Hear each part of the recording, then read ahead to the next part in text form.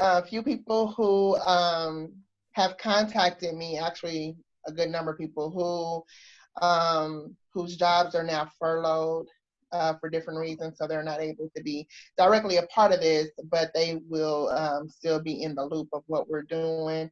So when time comes and we start breaking out into our groups that we talked about, we may see faces come back or reappear. We have a few people who want to be a part of it, but it's outside of the scope of their job, so they are joining via volunteers.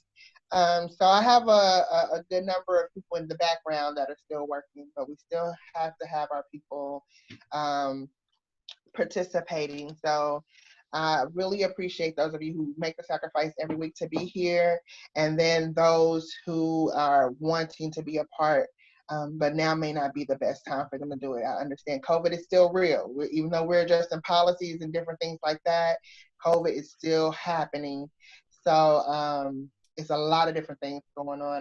We have some great things coming and some great things happening in the background with that. So we've done a lot of policy work. We've had discussions about what it looks like. We've settled on the 4 areas of education, health and mental health, juvenile justice, and policing. So we have groups going for all of those. And in last week's conversation, we kind of looked at the document that we kind of started working on and building on. If you have not received that document and would like a copy of it, feel free to email Kathleen and she will shoot it to you. We have a smaller group that is working to define that, and will make it a little bit more functional for our group and for all the individual groups. And right now we have Kathleen, Mark, Diane, and Chiquita that'll be working on that document. If you want to be part of that, email me and let me know, and we'll get you plugged into that. The goal is that we have a policy task force that we want at least 2 people from each of the 4 different areas to be part of. So we're looking at no more, 10 people, 15, no more than 15 people to be part of the policy task force. And Mark is going to kind of draft out the description of that for us. So when we are putting out that ask for people to really be a part of it, you'll know exactly what we're doing and the why we're doing this. So let me think. So policies and what's been going on in the community. Again, when I said this last week, not so that we can mimic what's going on in the government, because the whole ideal for us is to do it from a community perspective. So to hear our community voices, to hear what our community has to say on what this policy process should look like. But also we still need to know what's been going on and how other groups have been handling policy work. We know that this is long work, this is tedious work, this is hard work, but it's rewarding work. I'll say that. Especially when we get to start seeing changes and we get to start seeing our community pulled in. So again, I encourage you, if you work with the public, if you work with your community, bring them in on the Zoom, let them see, so we can start having those voices in the room as well. And I am going to let Mark give the official introduction for Mr. Wesley. And then we will go from there. All right. And Wes, I do have your documents, so if you want me to pull them up on share screen, let me know. Okay? Oh, okay. Okay. And I'll send it out to everyone on here when we get done. Cool. Go ahead, Mark. All right. Hey, well, first of all, thank you, Wesley, for taking the time out of your day to come to us and talk about what Healthy Communities Wyandotte is doing with regard to policy. I did not, I apologize, prepare a lengthy introduction with your bio and all your accomplishments, awards, and degrees and whatnot. So all I can say about Wesley is he's been heading up Healthy Communities Wyandotte for what, the last 7 years, I think. In Healthy Communities Wyandotte, he'll probably tell you a little more about it, but it's a division of the Unified Government's Public Health Department. And in some way, and also I think relevant, I don't know if everybody on this call knows, Alive and Thrive actually was born at Healthy Communities Wyandotte. It initially was part of its education action team. or the education action team was focused on kids, and then it morphed into wanting to focus on trauma. So they created Alive and Thrive. The name Alive and Thrive started there. And then it moved to Wyandotte BHN a year and a half ago. And then we got the grant, and we have a staff now and all that kind of stuff. So Wesley's somewhat familiar with what we do. And just a real quick thing about what Healthy Communities Wyandotte does. I actually used to help with their communications, so I know something about this. But Healthy Communities Wyandotte is in some ways like Alive and Thrive. It's a network of organizations, in part. I mean, Wesley is responsible for bringing together lots of different players in the community to address community and population health issues. So like we do with trauma, that's what Healthy Communities does with health in some ways. So I'm going to stop. I'm going to turn it over to Wesley, who is here to tell us about the Healthy Communities Wyandotte Policy Committee and the work it's been doing over last 3 or 4 years, I think. Is that right? Yeah, about 4. Okay, great. Well, welcome, Wesley. And, I guess in the old days, we would just all applaud and say, but thank you. Thanks for being here. Thank you all. Thank you. You're too kind. So I was wondering, one thing I was wondering, Mark, I wasn't sure how long I had, because I saw in the invitation that this was 2 hours. Well, yeah, you don't need me to talk for 2 hours. No. Okay. I think I'm sorry. I should have put more parameters on that. I think, take as much time as you think you need to just kind of go over what the basics of Healthy Communities Wyandotte's Policy Committee is. Okay. If you want to do 20, 30 minutes on that, we could open up for questions, or if you need more is fine too. Yeah, I probably. Don't take the whole 2 hours, Wesley. I'm gonna encourage you not to don't do that. Okay. My dad's a pastor, so even though I'm not, a churchman. I come from a line of churchmen, so. We've had that conversation before. That's why I'm putting emphasis on don't take the whole 2 hours. I like to talk. So I actually have a lot. I wasn't quite sure how to. Thank you, Mark, for the introduction.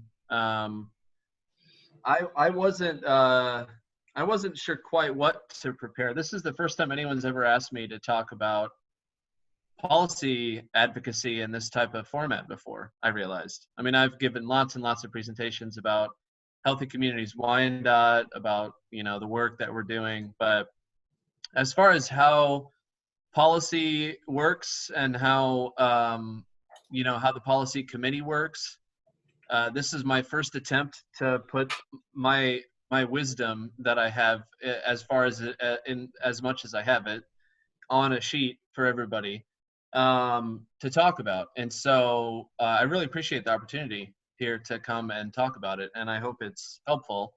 And my presentation style today is going to be, I don't have a PowerPoint slides. It's going to be kind of like Wesley's wisdom hour.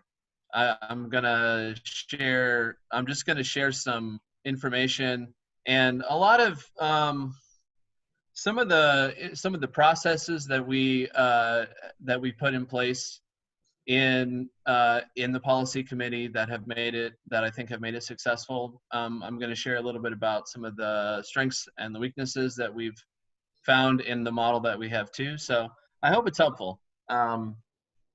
But the very first thing I wanted to do was I just wanted to get a quick tab on just advocacy in general with the group, because I wasn't quite sure what, in talking about this with a group of people, it's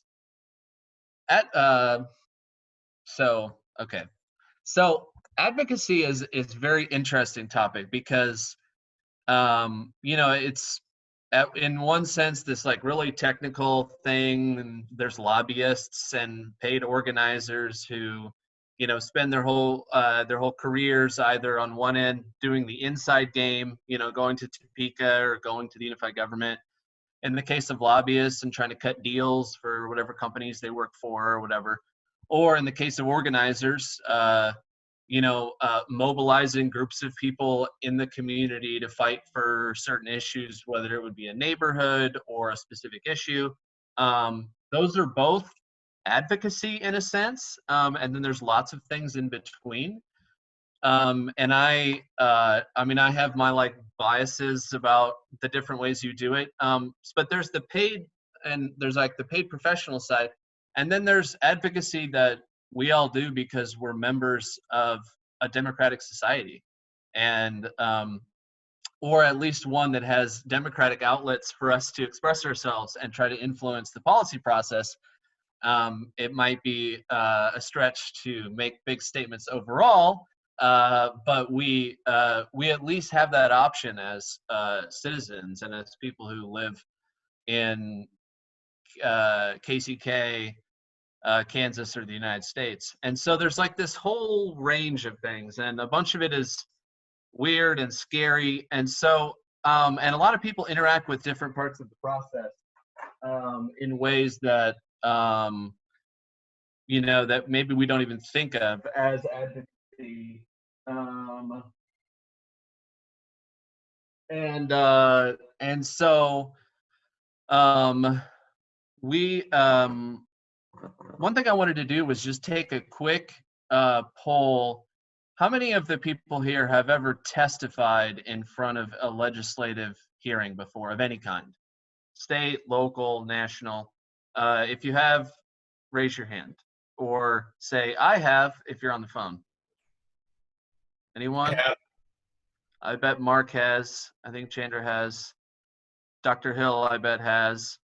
I was just listening to Miss Jefferson testify the other night to the budget hearing, and so I know she has. I forgot about that. Some things you kind of forget about. So, and then how many of you have tried to build a relationship with someone who is elected to an office to try and influence them toward one of your interests? Has anyone ever done that? I have. Okay. Has anyone ever sent a letter to, I'm sure you all see the letter writing, things that people do. I'm sure, it would be hard to not see and participate in those. I'm trying to think what other common ones. Social media stuff, which we all forward and put up, is a form of advocacy. Anyone who writes a letter of any kind on an issue and posts it really anywhere, or a statement of intent, it's all considered kind of the same type of thing. I think it's having an issue that you care about and knowing that the issue is a public issue, that it's an issue that it's not just one that's private, right? It's not just one that you can talk to maybe a neighborhood about or a certain organization about. It's something that is bigger and has to require a public response, may require even public resources, and that you have to advocate for. And in like a big sense, like everybody who is participating in one form or another in the Black Lives Matter movement right now is participating in advocacy, both in a general sense and then and so far as like in specific cities or areas where specific policy proposals come out of that general movement, and they say, okay, based upon these priorities that we care about, we want to do this in our community. That is participating in advocacy for those people in that community. And so it's just, I think the thing I'm trying to communicate is like, it's I think it helps me to think about it as a very normal thing. Like I would say a lot of people think of it as, ooh, it's scary. Ooh, it's like this thing that, we're really worried about because it's this technical thing.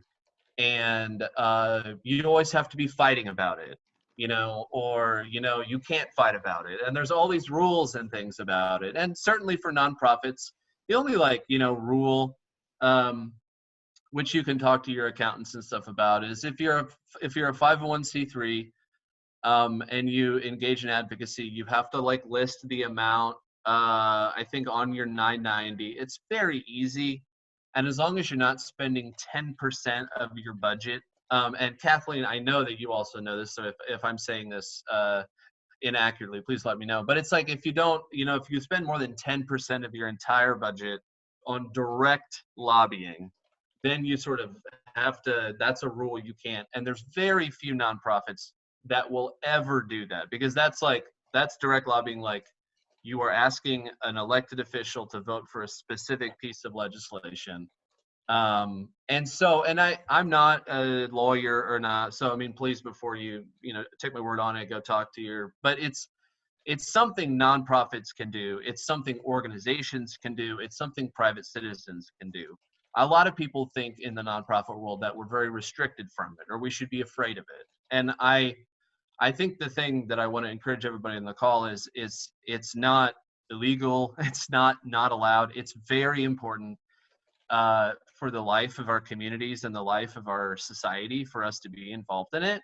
And I personally think that the fear of it is something that helps powerful people maintain their power, honestly. I mean, it serves powerful people and the interests of those who have resources and power if the legislative advocacy process in society is complicated and scary. Mm-hmm. And so that's one thing I think is important, is a lot of the hangups are, I'm going to talk about a lot of stuff today, and I won't be able to talk about all the stuff that I wrote out. I have many pages here for all of you, which I won't give to all of you. But I think honestly the biggest barriers, you don't need to memorize all this stuff, because the biggest barriers I honestly think are emotional. Really, I think it's because the process is confusing and scary. And so if a couple of the things I talk about are helpful in helping this group or you or any of you individually in kind of taking the next step, it's a learning process. There's a ton of details to it. There's a ton of little things that it's helpful to learn. But the most important thing is just doing it. It's just doing it. It's just having an issue, calling up a policymaker, saying, here's my interest, here's what I bring to the table, and here's why I care about it. And there's strategy and stuff like that, but a lot of the things are emotional. So definitely, I'm just the fact that like this group is interested in it and is putting it out there, I think is a huge step, honestly. That's a massive step for this group and for the issue that you all are talking about with trauma. I'll just briefly talk about the policy committee and what we are.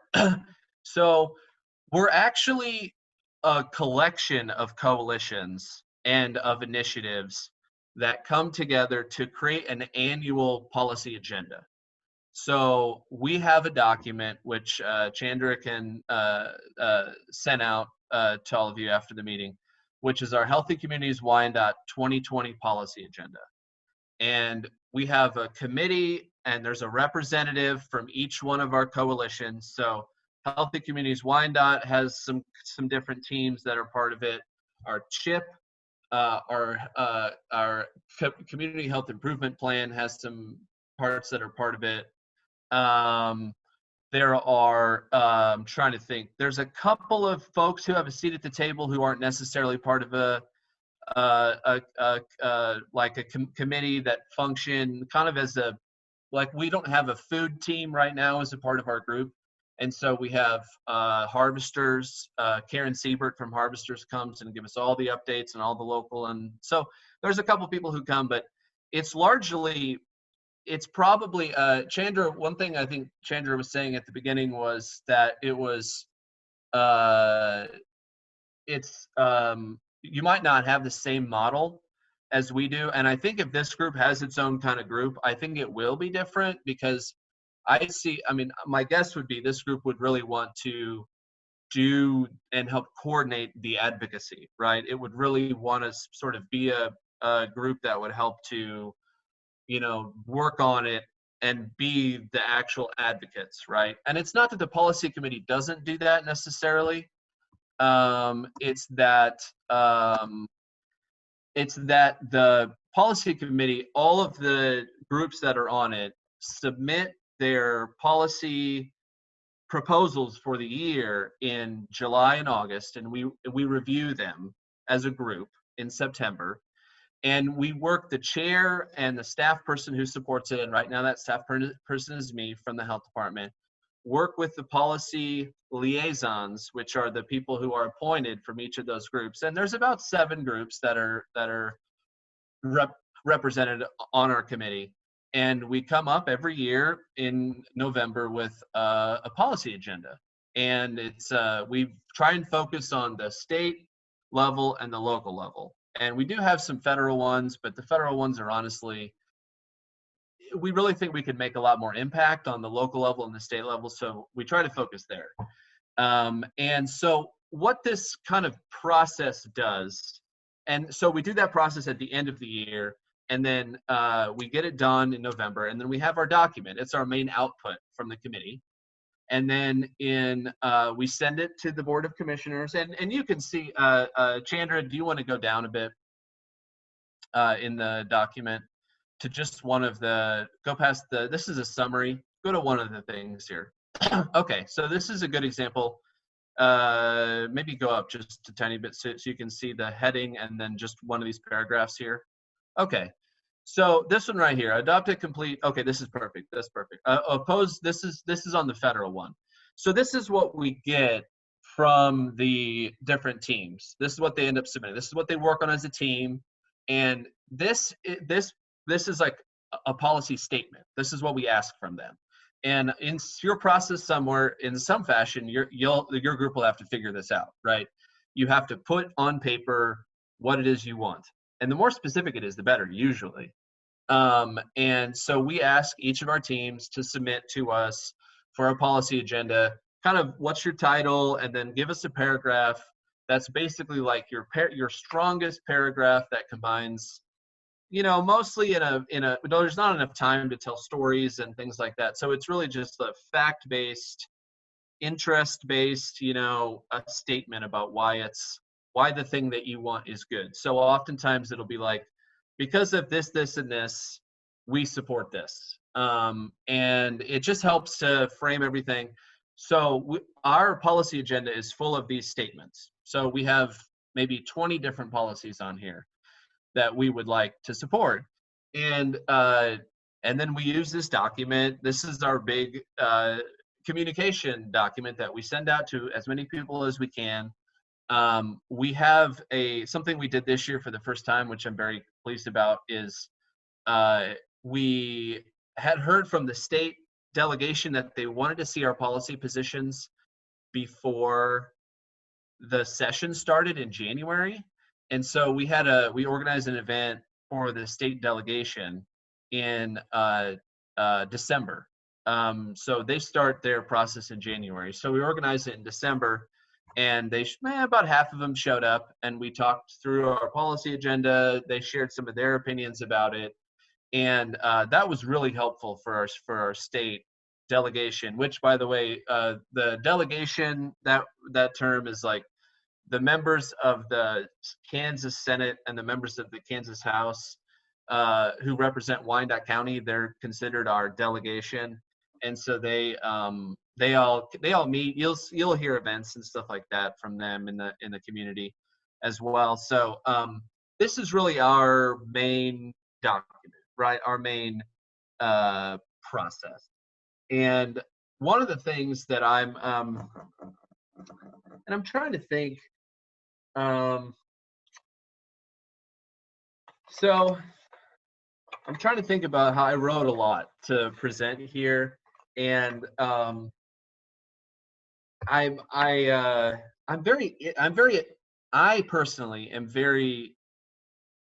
find advocacy and legislative advocacy and lobbying to be very rewarding and very exhilarating. It is scary at times. I mean, when you go up in front of a group of people in suits and they're all looking at you and you have a mic and you have to tell, I mean, there's parts of it that are intimidating.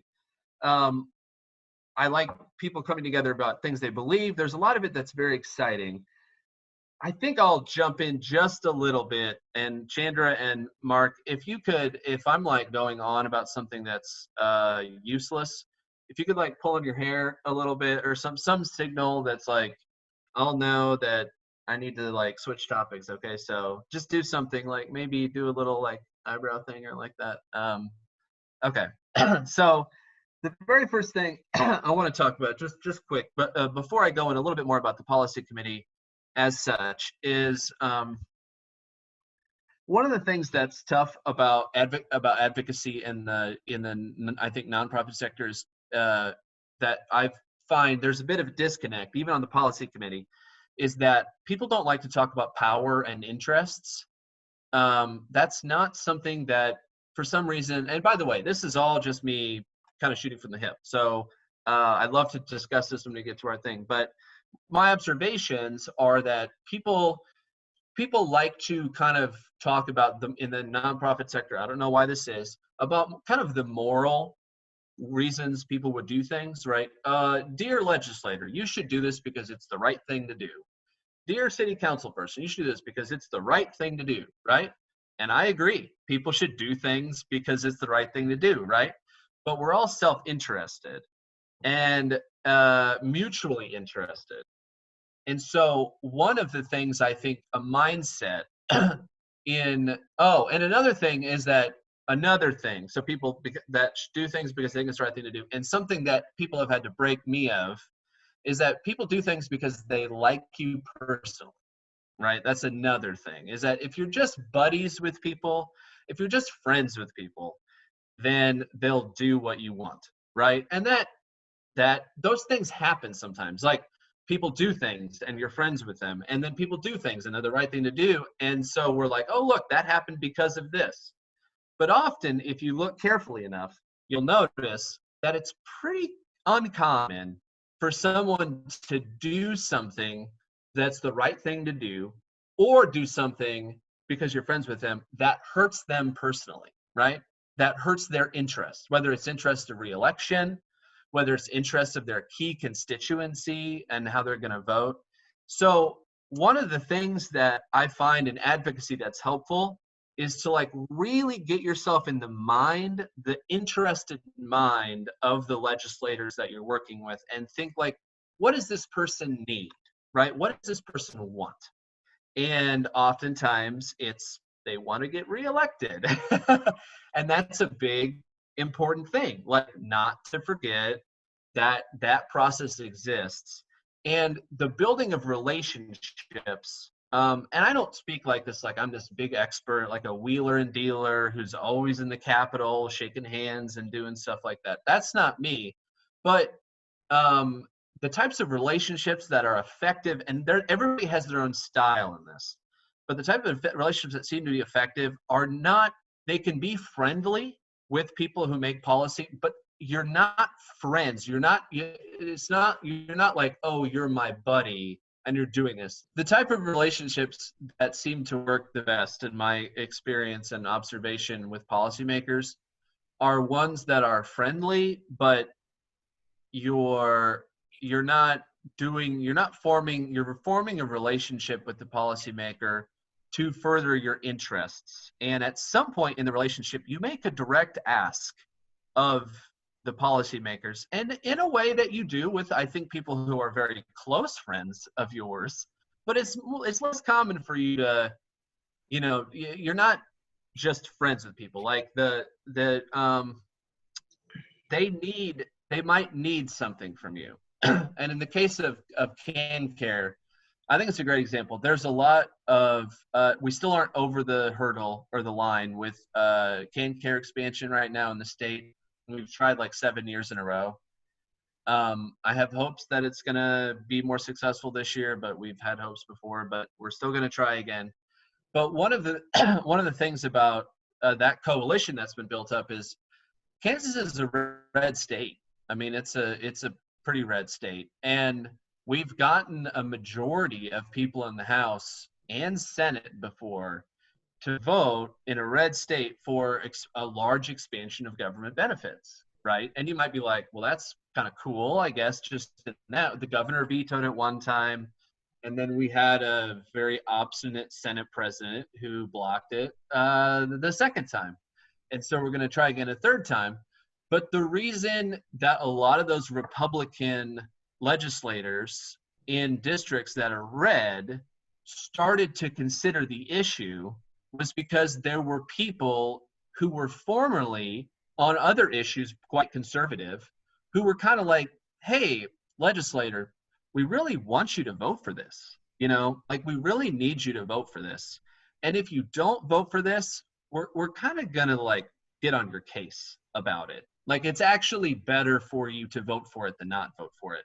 And there was a lot of pressure put upon people to do that, including by the Kansas Hospital Association and other sort of like business groups or other groups that sort of, you know, they don't lean left. You don't think about like the Kansas Hospital Association being like, oh, we're a lefty organization that's all about human rights.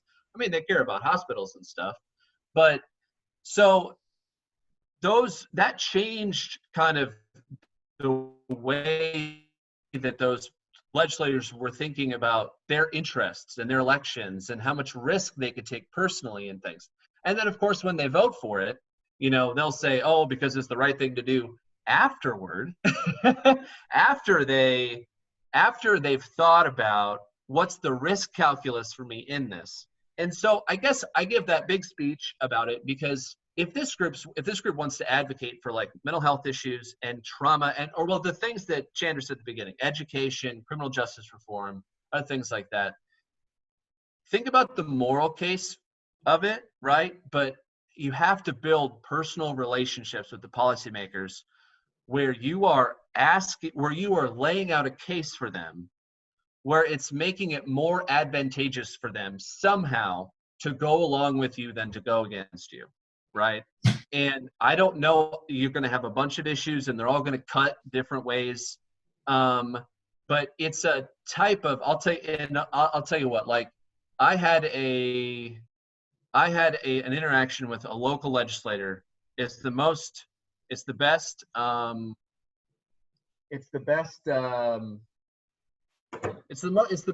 I was an advocate ever in my life, and I'm very proud of it. But it was, I needed this person to introduce an issue locally here.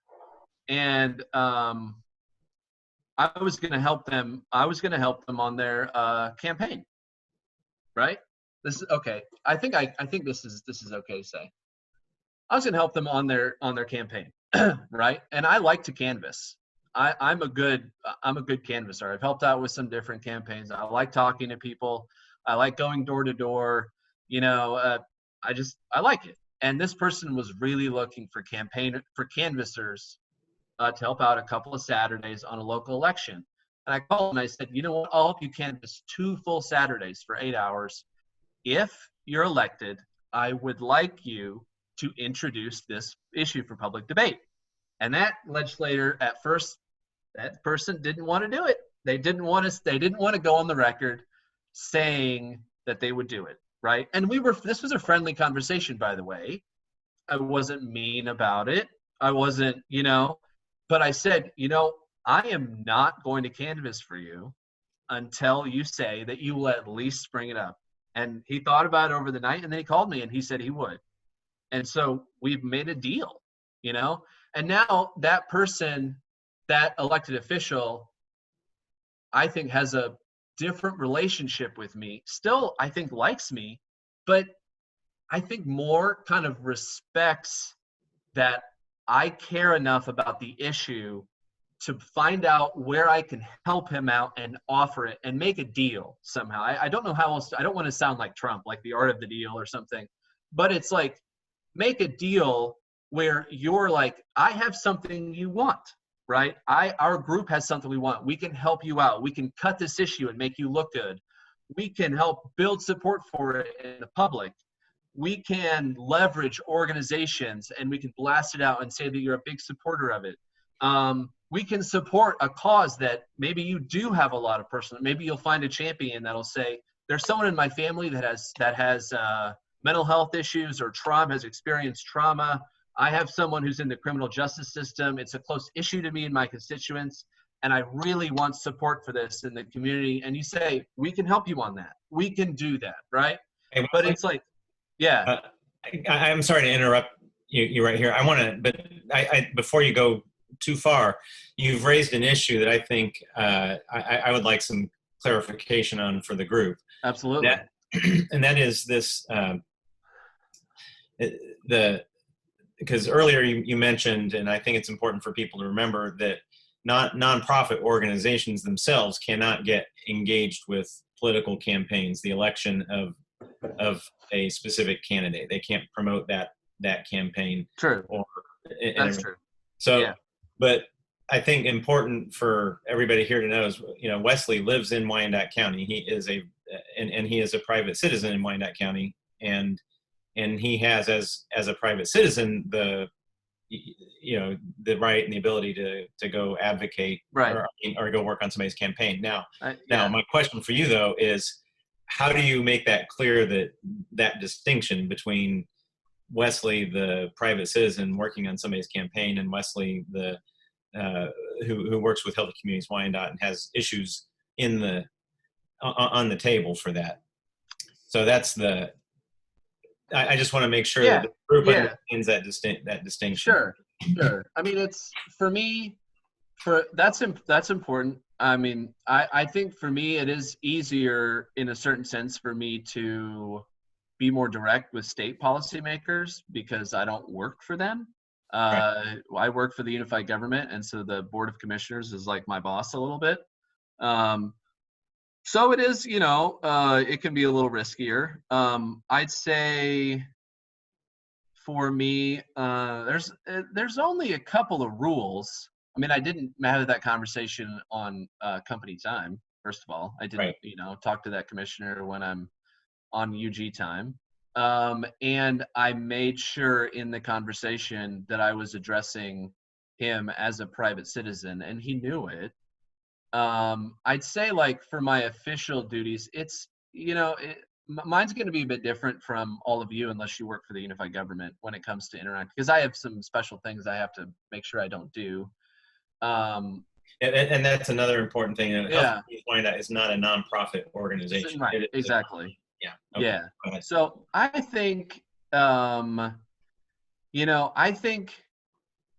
think honestly, as long as you make clear as long as you follow the rules set forth by your organizations, and as long as you make clear who it is, if you, for instance, have a dual role with someone, you're a private citizen and you're working with them on some issues or you care about, and you have an organization, I would say it's, on paper, I think it's just, you just have to make sure that you say, I'm this high, commissioner or representative, I want to talk to you as a private matter. I want to talk to you on behalf of my organization. That's really the best you can do. And then, be ethical about it and make sure that you're not, breaking any rules with it. I will say that the relationships bleed into each other. The influence you build in private stuff can be useful in public stuff, and vice versa. That's one of the things that's made the policy committee effective and ineffective. It's really interesting. It's in my lessons learned part of my document. Is we've always been supported by the health department in the unified government. And so how that has appeared to me is that with relationship building on sort of easy win-win issues or issues that aren't super controversial locally, we tend to do pretty well, I think, because we, as a committee, we know people, we're based in the UG, we tend to do that.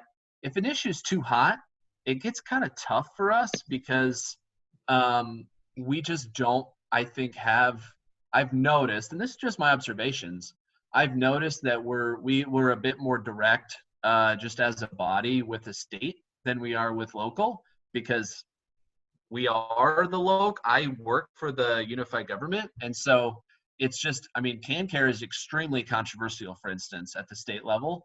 And I've jumped into it with both feet, in time, off my time, I've done lots of stuff with that because it's on the unified government policy agenda, and they tell me you could do it. They say, go forth, go advocate for it. And so I can do it, however I want, as long as I let our lobbyists know.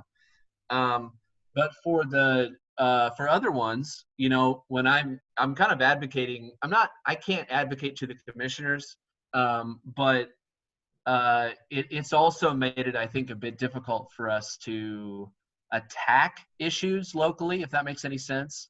And that's something I think, so I don't want to share just about I think Mark's question is probably more for this group. And what I would say is, be careful who is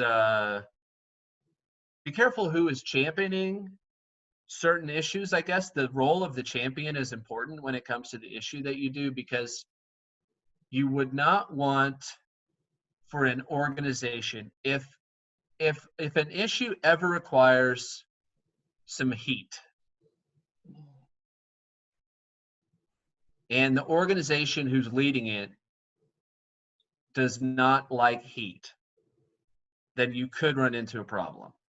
And I just want to say, and that's hard there's a million ways almost that can happen, but I've seen before where a movement or like an issue needed a little bit of extra, like, heat, I don't know, like edge to it, like like had to like go and kind of nail some policymakers to the wall and say, for instance, we're going to host an event and we're going to demand that you show up and speak on the spot, and for this issue, and if you don't, we're going to, I should say this we're going to basically tell a bunch of people that you don't support it. Like, we're going to put the choice to you, right?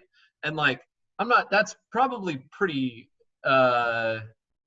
organizations do things in different ways, but I would say like, before you jump in on an issue, really think about, what does this issue need to get over the line, and who's opposed to it, and how powerful are those people who are opposed to it, and how much can we get it done by just sort of, I don't know what you call it.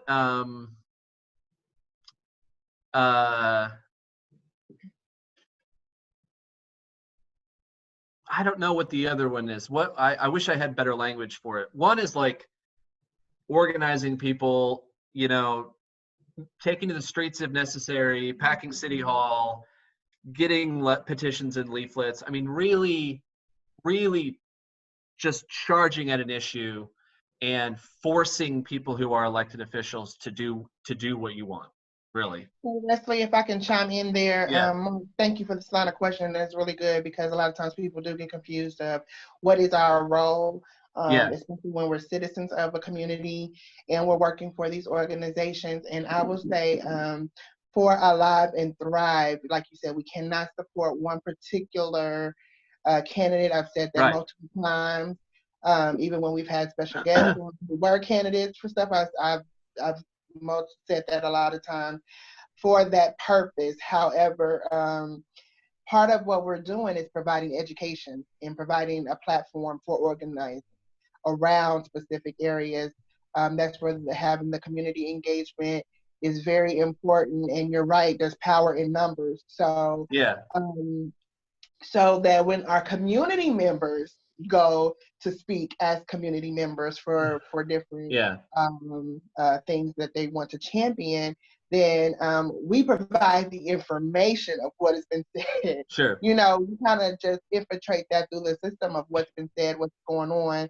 So we want to be that vehicle as Alive and Thrive, but also the vehicle that helps organize to help give community members the power, the voice to say. I love when you said that the threat of it being such a involved process is part of the power control. Right. I really love that you said that and brought that out.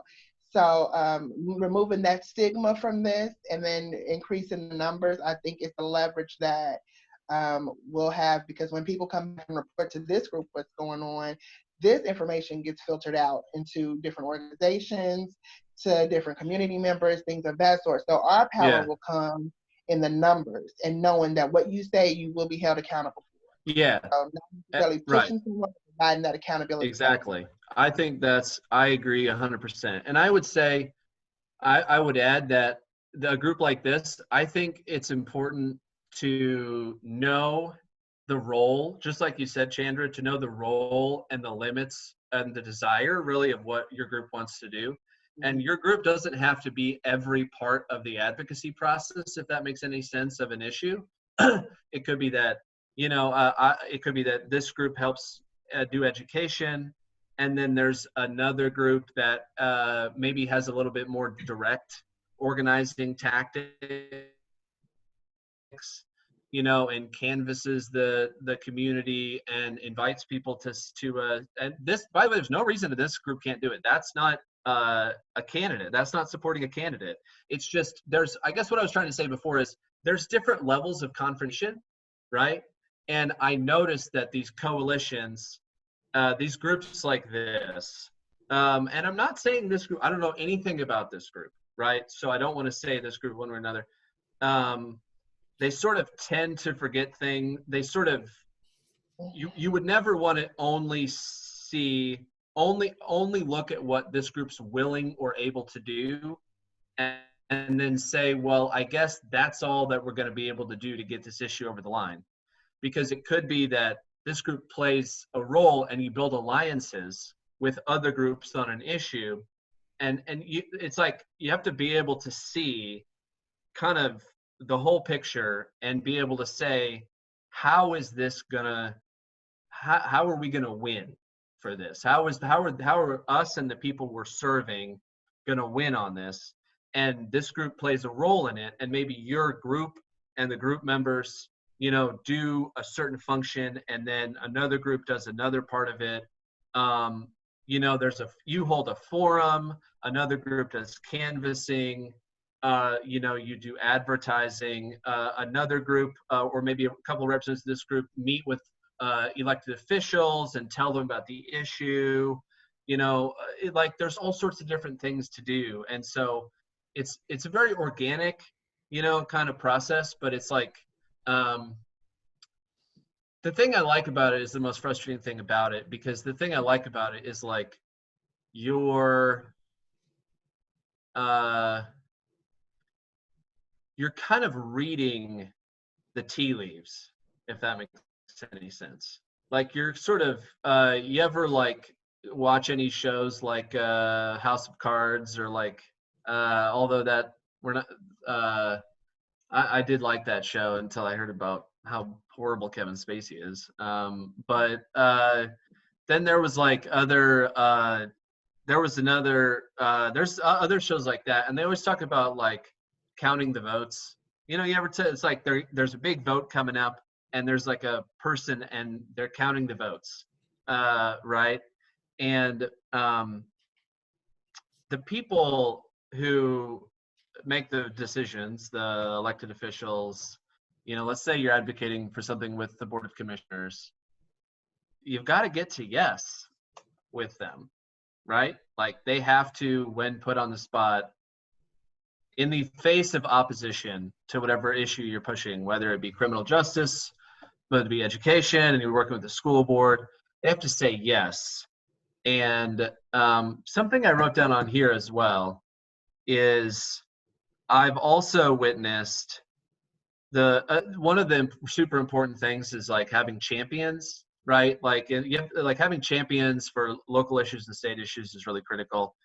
And the champions kind of come in like people will do different things, and some people, like certain elected officials, will say, I'll support it, but I'm not going to put my neck out for that issue. And those people are useful. I mean, when it comes up and it's a low risk situation, they might vote for it, and that's great. But if you suspect there's going to be opposition, there have to be champions up there who will fight for your issue, like not just sort of meekly be on the commission or the hearing or whatever and say like, okay, yeah, that seems pretty good. Like they have to fight for the issue. And so what you wouldn't want to do, for instance, is get up and do all this work until you get to like a committee hearing, you know, in the unified government, let's say, and there's a commissioner that, you know, is just adamantly opposed to what you're saying and just trashes it in front of the whole group.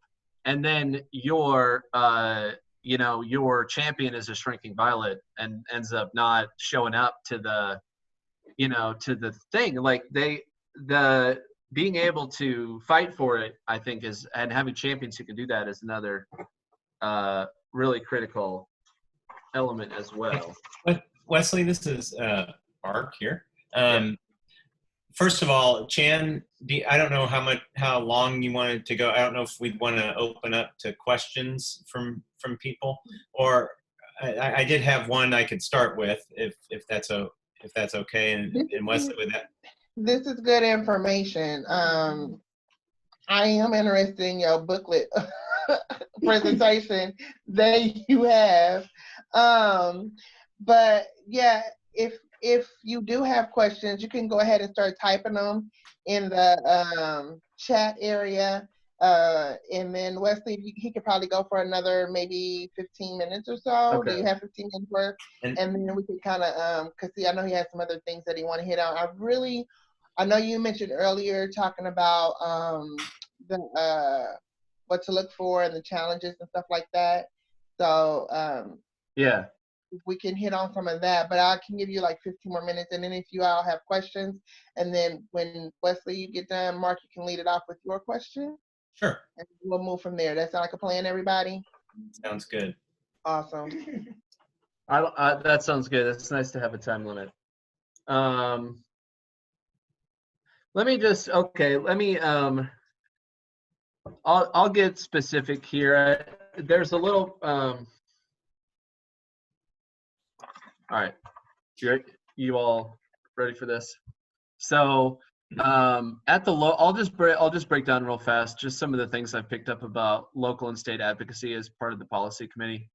First of all, how legislative advocacies tend to happen on the local level is you build a couple allies with the Board of Commissioners. You have to have a couple people on the board, at least one, who's willing to champion your issue. If the person, depending on the issue and the level of controversy, that issue will get to the point where it will be presented on a standing committee.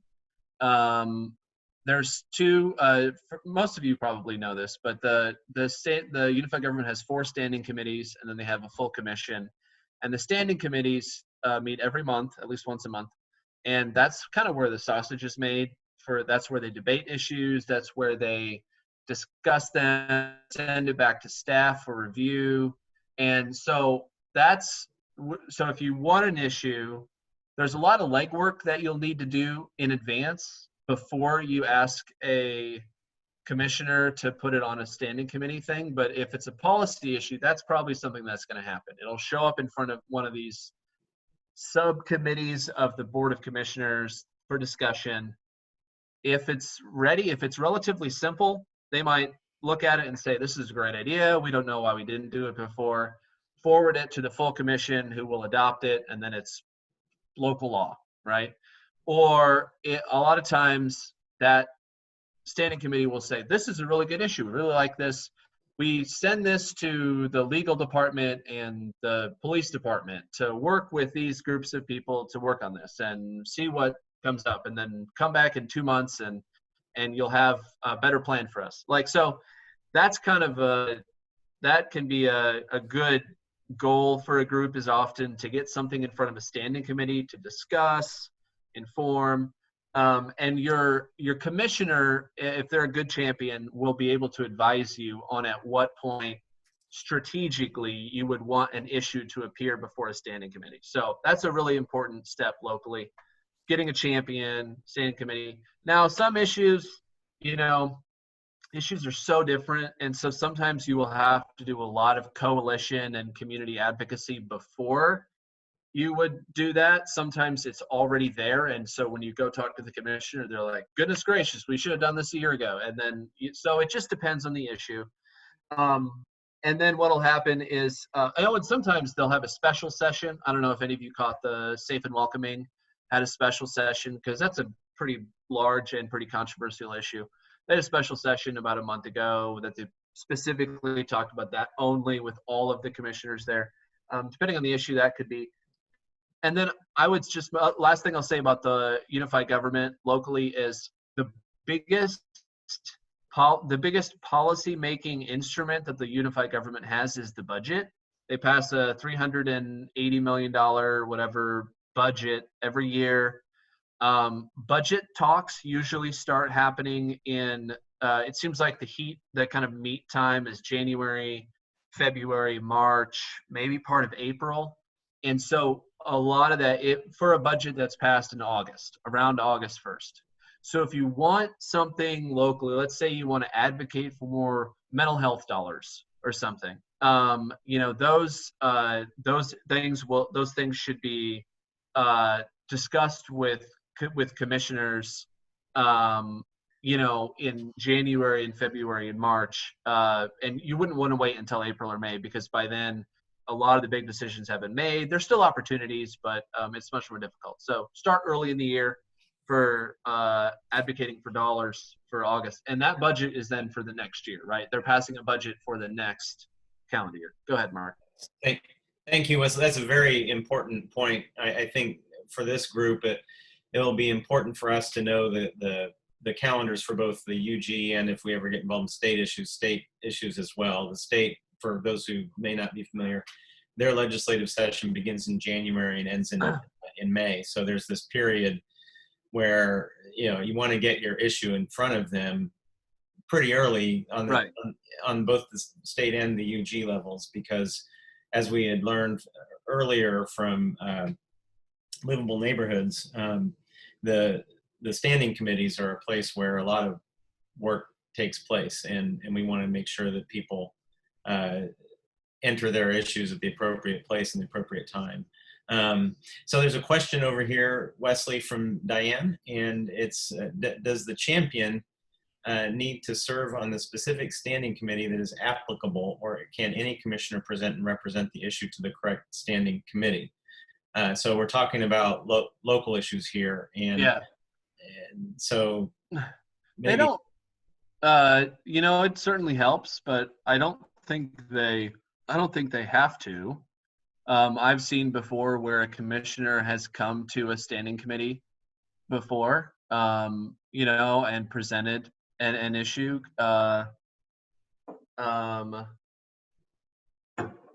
It's easier, certainly, because then the commissioner, if they're on that standing committee, they can, they just are more involved in the process of it and work with the chair every week probably and stuff. But I don't think it's critical, honestly. I think if you get a good champion, I think that person should know.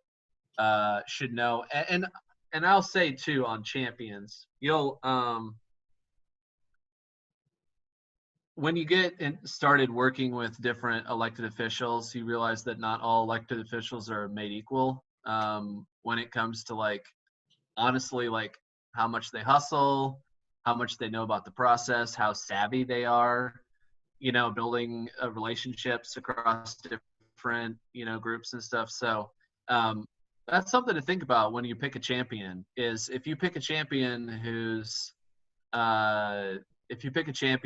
that is not very good at building allies, and you need 6 votes, or 7 votes or something to pass something, and they're, I don't know, you know what I mean? So it makes a big deal. So we have a question from Kathleen. The commission seems to have less power over other elected officials, like the sheriff, or I might add the DA as well.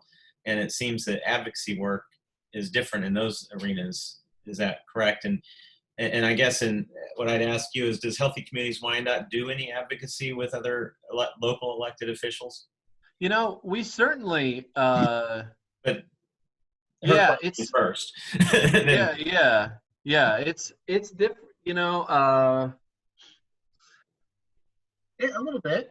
We haven't. I don't think we certainly, whenever we were more involved with Alive and Thrive and helping to coordinate it, couple years ago. We hosted it was like a May event. It was like a summit, remember, at the tech center, and it was a pretty good group of people that showed up, and there was the sheriff was one of the panelists that we had on the thing, and he was talking about the importance of trauma as an issue, and what he sees in the jails, and just what he sees in like the community, and how he thinks us starting on that, working on that more, and being more aware of that would be helpful. And so we, as far as asking for like any kind of, I don't think we've ever made a direct ask to the DA or the sheriff that I know of, but I don't think we're barred. I don't think we're barred from it or anything. The process would be a little different. It just depends on what the power and authority of those positions hold with respect to the issue. I mean, yeah. So it's important. They're really important people to work with, for sure. Very, very important. I might add, on the level of, let's just take the sheriff for example, and if you wanted to introduce, which he has provided, trauma-informed care training there, and wanted to ask him, would you be willing to put your entire staff through trauma-informed care? And that, in some ways, the issue is a lot easier than working with the commission, because you just have one person. It's like right. You're working with an administrator basically, who happens to be an elected official. Right. And that would be, but then the question could become, he says, well, this is going to cost money because we'll have to take staff out of their regular duties. Then it could become a budget issue, which is, he can create his budget, but the unified government, the commission, has to approve the budget. So that's where it could get a little complicated on an issue like that. I'm oversimplifying. So that would be where we would start advocating for the funding in January. Right. For right. the sheriff's office to Yes. accomplish the things that we're asking for. So we need yes, I'll do it from the sheriff, and if I can get the funding, yeah. and then start advocating for the funding. And then the champion, he would become your champion for that issue if he agreed with it. You probably wouldn't want to move forward with something like that if the sheriff said, over my dead body, because he's just not going to be. I also want to say, when Wesley talked about earlier, the whole idea behind relationship building, and that follows heavy on our elected officials are saying that they want this, and if I don't do that, then I'll be held accountable. So that's where the numbers and the relationship piece comes in, and that's right. How that really looks a little bit different, because we're maybe not drafting a specific policy all the time, but more so drafting an ask, if I'm correct in saying. So we have another question here from Evelyn, Dr. Hill. Discuss the policy writing process. And Dr. Hill, do you want to elaborate on that in terms of, are you referring specifically to the policy agenda that Wesley talked about earlier? Well, thanks, Mark. Just that whole policy writing process in general. Yeah. Okay. I'm going to have Wesley, but Dr. Hill, you're cutting out. Oh, it's often addendums, and I'm cutting out. Unstable. Yeah, or you could type it in if you want to type. Okay. All right. Well, I do want to refer to the document that Wesley has for us, and again, I will send that out. But you mentioned the policy statements. Are those for new policies, or are those for addendums, like Dr. Evelyn's getting ready to ask about, like, or changes to current policies? Yeah. Like, does that include both? This is a question that I remember being, I'm still actually kind of confused about it, honestly. So I'll share with you just what I've thought about it. If it's, there should be people at both the local and state level who can help write the actual language of the policy. That's a kind of a hurdle, I think, for some groups. If you want some issue, it's like, well, we're not lawyers who can write like heretofore the government declares, like we don't know. I don't know how to write stuff like that. But the unified government has a legal department that one of their jobs is to write laws. And so if you can get a champion on the commission who can say, I want this written up, they can direct the legal department to assist. I mean, if there's sufficient, energy with it, especially if there's a standing committee. Sometimes they might say, well, let's go in front of the standing committee. And once we have general approval on the concept, then we can send it to the legal department. And I've seen them before. Something they'll do is they'll have like a team of like a lawyer, the commissioner, and then a couple members from whatever group there is that are kind of working together on it to make sure they have all the things they want. And then they'll come back to the standing committee and make sure it looks good before it's passed. Yes. And I was just about to mention, Kathleen mentioned the revisor's office. The state, this actually, Kathleen, I didn't even know about this until about 2 months ago, but the state has a revisor's office who they write the bill. The legislators don't write their own bills. I mean, some of them probably do if they're lawyers, but they have revisors who they work with. And then if they want a bill written, they'll talk to a revisor in the revisor's office and tell them what they want. And then the revisor will write out the draft and say, how does this look? And so, Dr. Hill, it is like, I'm a kind of a control freak a little bit. So sometimes if they're like, oh, we'll have a revisor write it. I'm like, not without me looking at it. Like you better not pass that before, it gets some review by the community if I'm on that side. And so, yeah. I'm sorry. I was just going to say, it's just good to know that there is help in preparing a bill. Yeah. I didn't know about the revisor's office. Thanks so much for sharing that. Yeah. You and Kathleen. And even I didn't know that the UG helped. Their law department can even help. And I was wondering about that piece. Do they assign an attorney to you, or is that through your champion going to the attorneys? How does that whole thing work? It's Can I jump in for a second? Because I've also watched this happen before too. Generally speaking, the legal department will not serve the pub. A member of the public doesn't just go and say to Ken Moore, who is the chief counsel, or is he still? But and can you do this? Rather, what you would want to do is find your champion or a person on the commission, and often they would want to go through the county administrator because the chief counsel reports to the county administrator. Yeah. So, but usually if it's, fairly simple, you can do that. There are also things like resolutions, which are a lot different, but for our purposes, resolutions can be powerful because they are documents. Usually you just submit it to the mayor's office, and the mayor can sign it, and you declare May 4th Trauma Informed Care Day, and then you have something that raises awareness about the issue, and it's a way to educate the commission itself, because you can go stand up there and talk to the commission about, it's not an ordinance, it doesn't have real teeth, it doesn't really change anything, but it is an educational opportunity.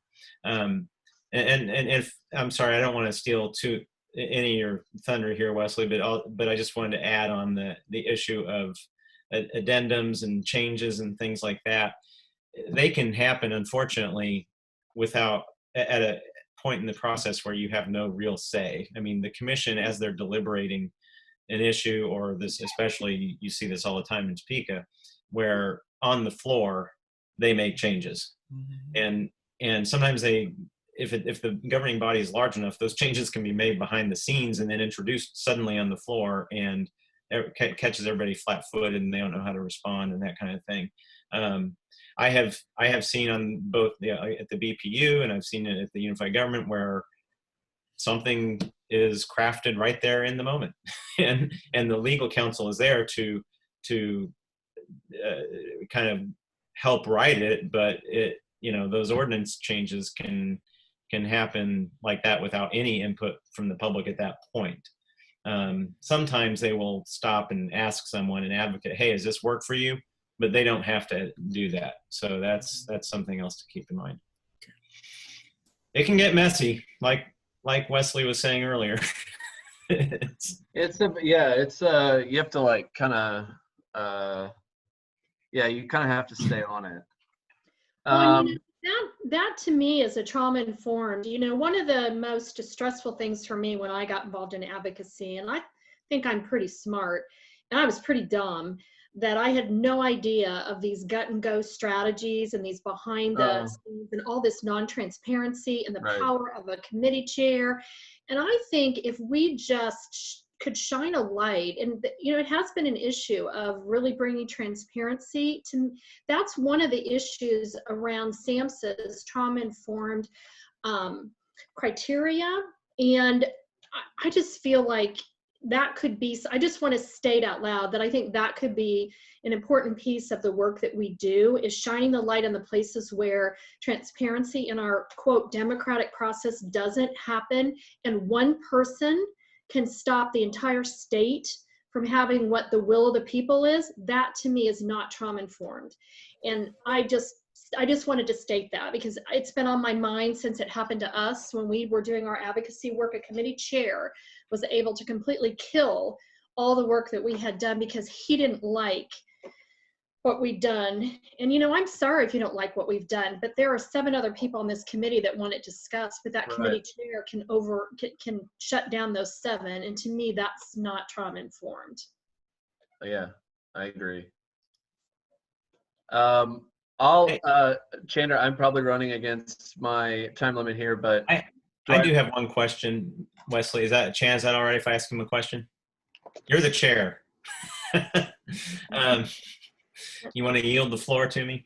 But so on the policy agenda, you said about 20 issues. And can you tell us a little bit about what role the policy committee has in? I mean, do they just come up with those and then tell the larger group, hey, pick and choose what you want from these and go for it? Or do they then start talking about prioritizing those issues in terms of which one of these will the committee and its constituents and partners be really embracing for the next year? Because 20 would be an awful lot for one organization to tackle all at once. And I'll wrap that answer into my closing remarks. How about that? That sounds great. So that's one of my lessons learned. The very first one I wrote actually was, as our policy committee we're on our 5th year. We'll be doing, when we come up with our 2021 policy agenda, that'll be our 5th year, I think. And we started out building a policy agenda that where we were biting off more than we could chew. We had 20, 25 things on there, and we have a lot of groups, who are a part of our agenda, but we didn't put any limit on the number that they added to it. And so some had none, some had 3, I don't know if anyone had 4, they might have. But as we've done it, we realized that, most of these groups don't have a paid lobbyist who is in Topeka or is working every day, or a paid organizer. It's like the volunteer efforts of a group of people working on it together. And so, we've tried to get the groups who are a part of our committee to limit to like 1 and maybe 2 per year, the number of priorities that they want to do, just for time issues, because people's eyes can be bigger than their stomachs, and they can think, it's an important issue, therefore we want to put it on the policy agenda. But we've tried to make, the more issues I think you put on a document like that you're not going to be advocating for directly in an active way, I think the weaker that document is, honestly. And so we realized, okay, just having a big laundry list of 20 or 30 policies, you know, the policy committee's job is to kind of curate a little bit, because you want it to be kind of a powerful document, right? It's just a document. It's just a bunch of ideas, but we wanted it to be a powerful document that are good ideas, timely, and that the groups, we sort of made a rule last year that unless you had identified a champion, not like your elected official champion, but like either an organizational or like an organizer champion who's gonna help push this forward, you know, don't put it on the agenda. If you haven't identified, you know, people who are really gonna get behind it, make a commitment to help pushing it forward, don't put it on there, because it waters down the document, and it also kind of saps the energy of your group if you have this thing hanging out there and you're like, oh, we should really be working on that, but we're not making much progress. So it's good to focus on, I think, on less is more, I think, when it comes to, and a good way to think about that is if you get one policy thing done, I mean, just one, and it's for a whole county or state, you've changed something for every person in the county. So doing even one policy thing is a huge deal. But they are time consuming, and it takes a long time to, you know, get things over the finish line. So, and the last lesson learned,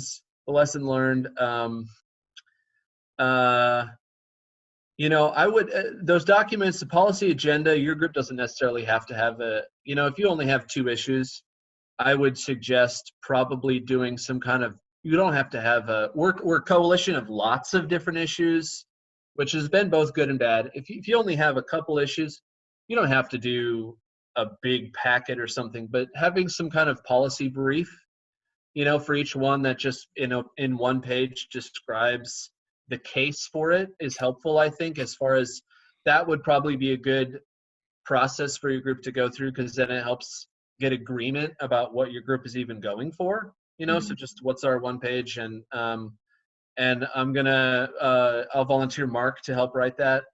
He could, you know, do that for you. He's good at that kind of stuff.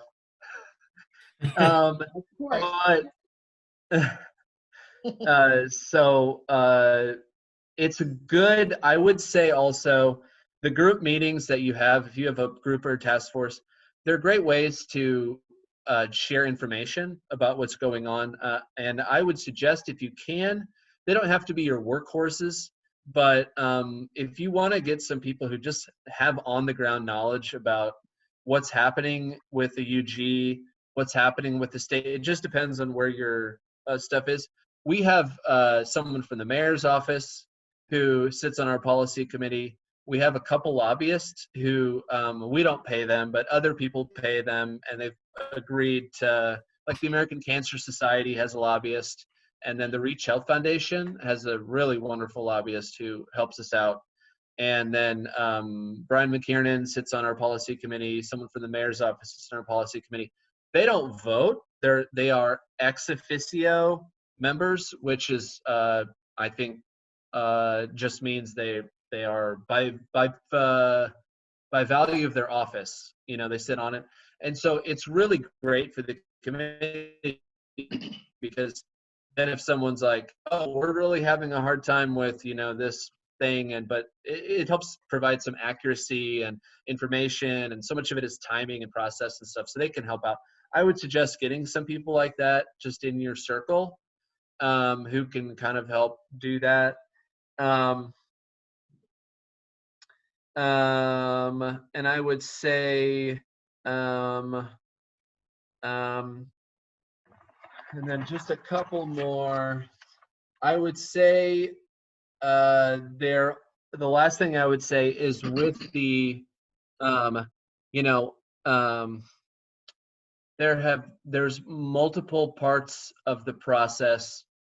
One of the things about the policy committee that we're still trying to work on is that the policy committee is not positioned itself as like a direct advocate committee.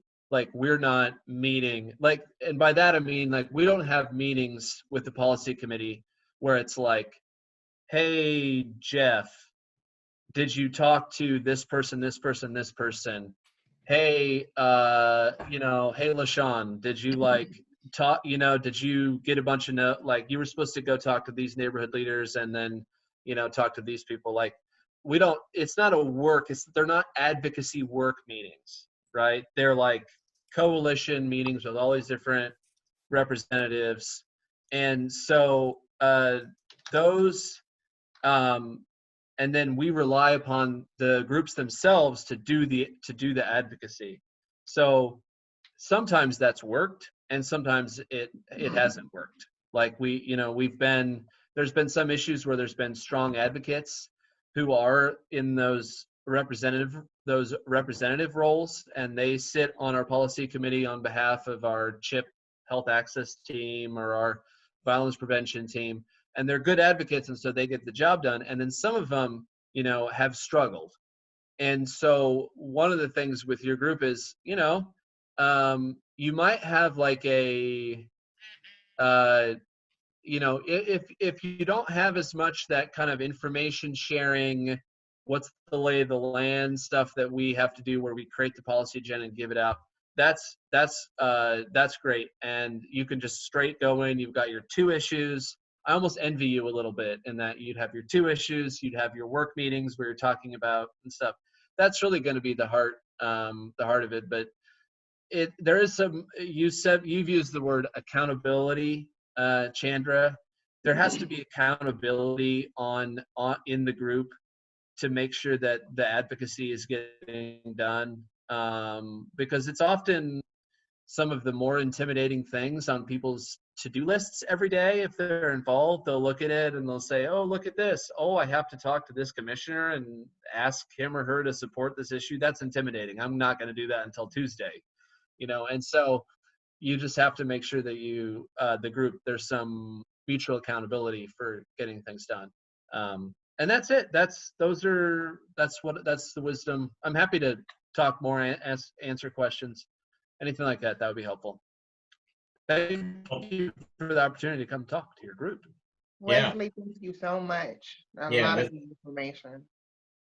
It's very, very helpful. And I just want to thank Wesley again for taking the time. And so we can all,